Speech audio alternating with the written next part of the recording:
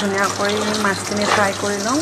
আজি মাছ ফ্ৰাই কৰি আজি মই কি বনাম আপোনালোকক নতুন এটা মাছৰ মানে ফিছ কাৰী এটা বনাম আৰু মাছৰ কাৰী বনাম, তাকে দেখাম আপোনালোকক। আমাৰ আৰু নৰ্মেলি মানুহে আমাৰ অসমীয়াখিনি কয় যে বিলাহী আলুৰ জোল, তো সেইটো হিচাপত আজি নবনাওঁ, তো অলপমান বেলেগকৈ বনাম আজি মই কাজুৰে।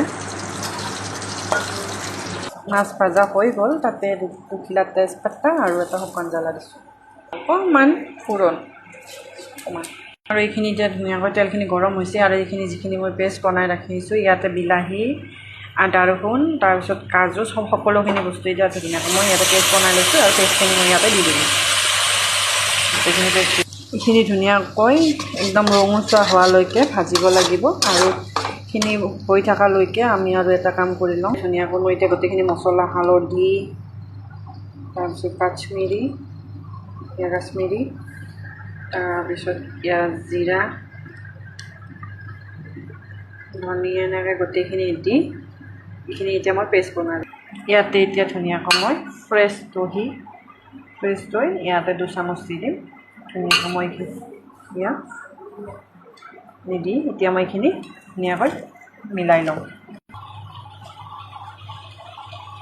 এইখিনি ধুনীয়াকৈ একদম মিহলি কৰি লোৱা হৈ গ'ল। এইখিনি এতিয়া ৰাখি দিম। ইয়াত ধুনীয়াকৈ এইখিনিও ভাজি আছোঁ বাৰু, এইখিনি হোৱা নাই ভাজা এতিয়াও বৰ্তমান, কাৰণ এইখিনি একদম ধুনীয়াকৈ একদম কালাৰটো চেঞ্জ হোৱালৈকে ভাজিব লাগিব। এইখিনি লৰাই থাকিব লাগিব, নহ'লে তলত লাগি যাব।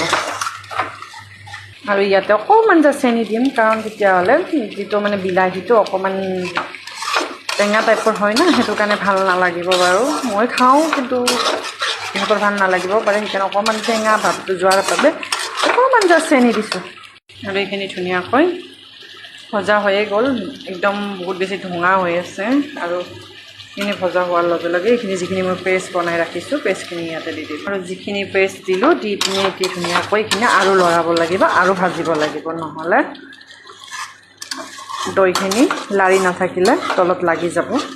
কাৰণ ইয়াতে দৈ দিয়া গৈছে ন, দৈখিনি নহ'লে লাগি যাব, সেইটো কাৰণে এইখিনি আৰু ভাজিব লাগিব। 4টা ইয়াতে বইল কৰি আলু মই এতিয়া ভাঙি লৈছোঁ, হাতেৰে মঠি দিছোঁ বাৰু।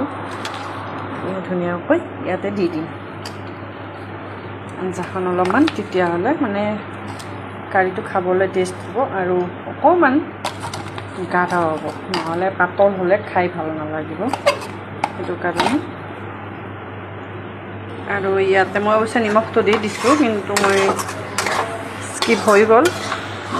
সেইখিনি ধুনীয়াকৈ এতিয়া আলুখিনি আৰু অকণমান টাইম ভাজিব লাগিব। তাৰপিছত অকণমান গৰম পানী, উতাল অহা গৰম পানী দি দিম, তেতিয়া আমাৰ খাবলৈ মাছৰ কাৰী ৰেডি হৈ যাব।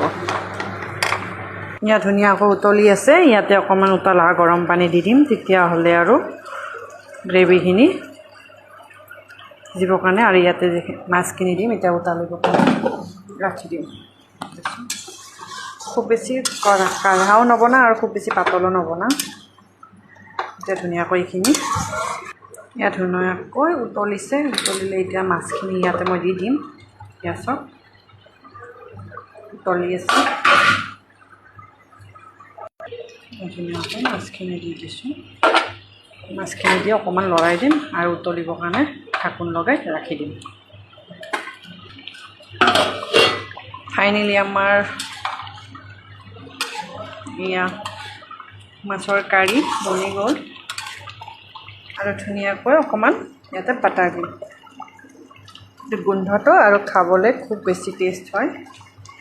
এইটো নিজৰ কথাই, আপোনালোকে স্কিপো কৰিব পাৰে বা নিদিলেও নিদিব পাৰে, কোনো প্ৰব্লেম নাই, কিন্তু মই দিছোঁ আৰু কাৰণ মোৰ ভাল লাগে খাবলৈ।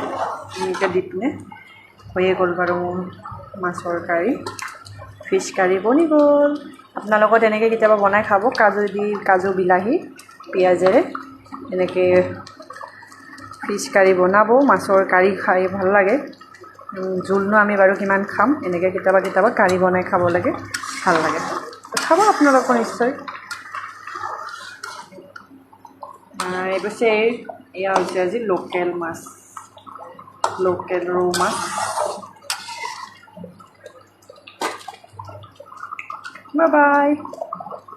অকণমান ফ্ৰাইড ৰাইচ বনালোঁ আৰু এই মাছ কাৰী মানে ফিছ কাৰীৰ লগত ফ্ৰাইড ৰাইচ বনাই ল'লোঁ। তেনেকৈ খাবলৈ লৈছোঁ। মানুহজন আৰু মই এই দুজনলৈকে লৈছোঁ বাৰু। খুব বেছি খাবলৈ মন নাই, সেইটো কাৰণে কমকৈ বনাই দিছোঁ অকণমানকৈ।